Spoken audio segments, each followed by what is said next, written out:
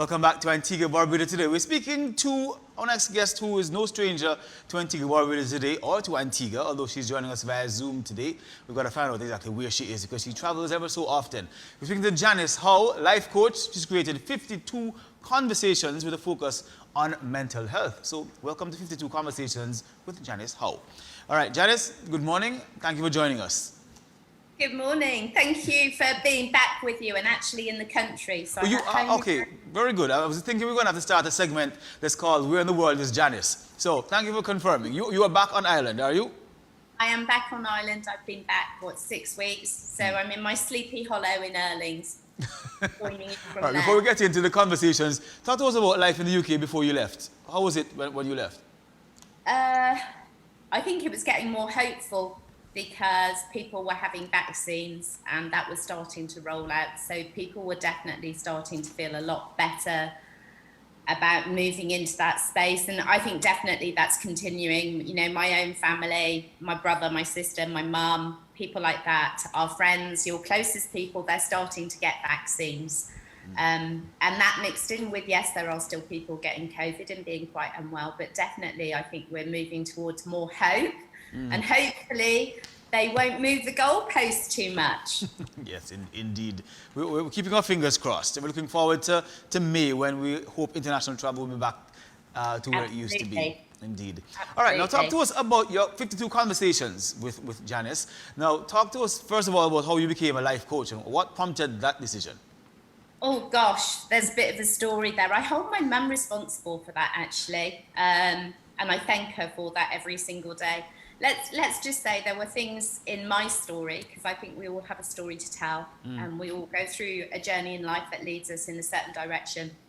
And mine was quite interesting, from kind of leaving home and going to Germany at about 17, being an au pair and partying hard and crazy, and then meeting a man and falling in love and settling down and moving around the world, actually, because he was in the military, having my daughter.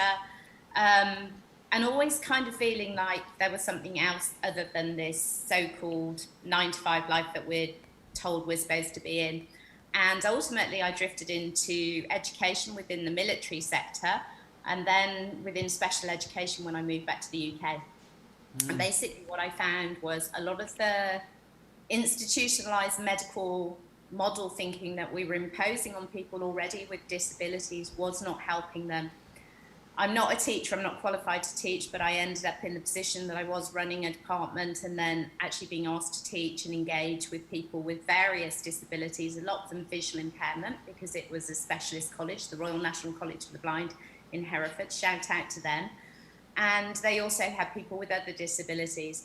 And for some reason, I was creating a connection that people were saying, well, what are you doing? And I said, well, I don't really know, I'm just being me.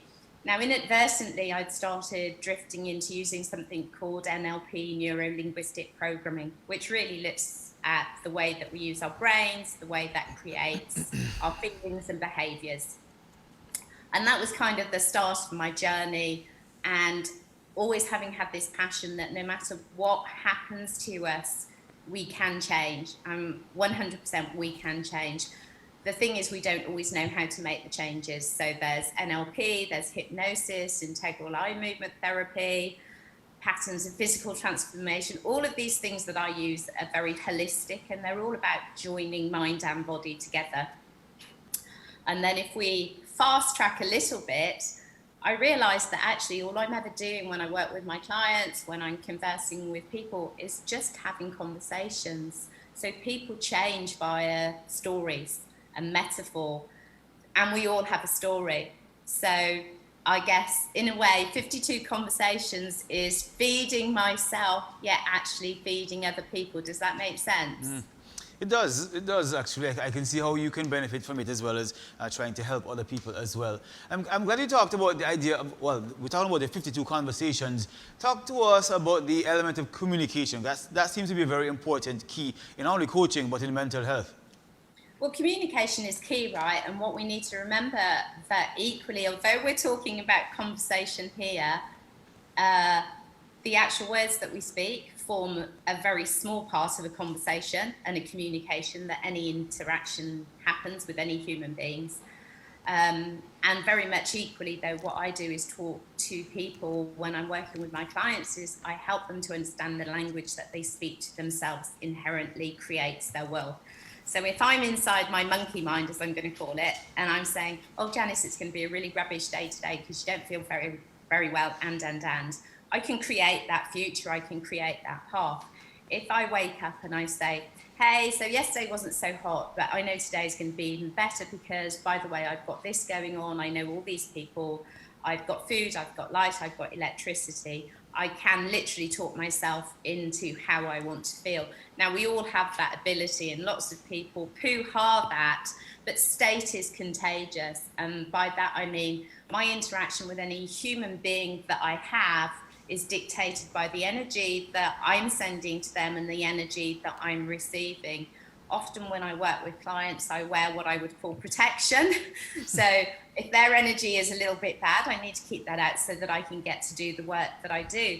And it's all about communication and conversation. And over the years, people have said to me, we need to hear more of you, we need to see more of you. And I was always a little bit loath because I kind of think that marketing's dirty. And if Taslim Gordon from Unique Group is listening to this, thank him for getting me over myself to get to the 52 conversations, really. And basically, I'm sitting down with people in Antigua, in the UK, in Canada, America, and I'm having conversations about their journey through life. And as I said, the most easy thing that we can do is sit and listen to a story or pick up a little book, even whatever it is, and we'll get a nugget that says, hey, I'm not on my own in this journey. There's someone else that feels something similar. And I think everybody that is open to a conversation, and let's face it, we all are, but understanding you don't have to be a rock star, you don't have to be a filmmaker, you don't need to be the best person at whatever. All of us each have our story to tell, and we can all gain from that. Is that useful? It is very. But how do we get engaged with you, though? How do we join the conversations? How do we get engaged to 52 conversations? It's actually really easy. There's a website set up purely for it. It's 52, the number, convos, convos.com.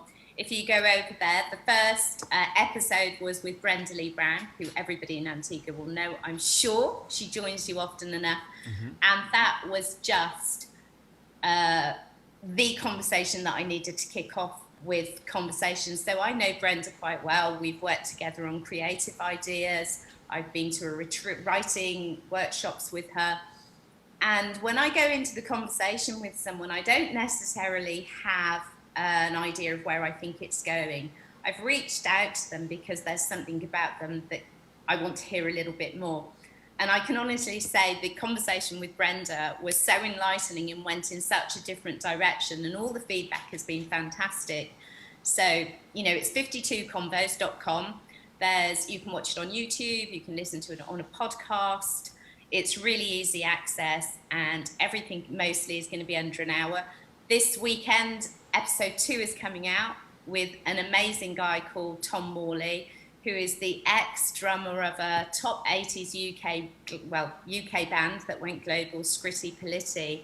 And he has become, he calls himself the rock star activator, and he works with teams in corporate companies and charities all around the world. And primarily it comes through drumming, which is his passion in getting into rhythm and activating our inner rock star. And I think if anyone listens to that, they'll hear his story, because in terms of mental health, he said when he had it all, he then did the thing that you do when you have it all. You kind of go, no, this isn't for me, I'll have a breakdown, and how he came back and what he's doing now to help people. So our stories are so similar. There are threads that join us together. And with everything that's going on in the world, I think if we listen to conversations like the ones I'll have through 52, we realize that we're more connected than we're separated. Mm. All right, Janice, that's all the time we have for today, but we look forward. I wanted to be a rock star at one point in my life, but we won't revisit that conversation. Maybe you can join me for a 52 conversation. Indeed, this weekend, right? All right. Yeah. Take care, Janice. Thank you so much for joining us this morning, as usual. Thank you. Have a great day. All right, you too. Janis Hough, they're joining us to talk about 52 conversations, a life coach, and she's talking about how to keep our mental health where it should be.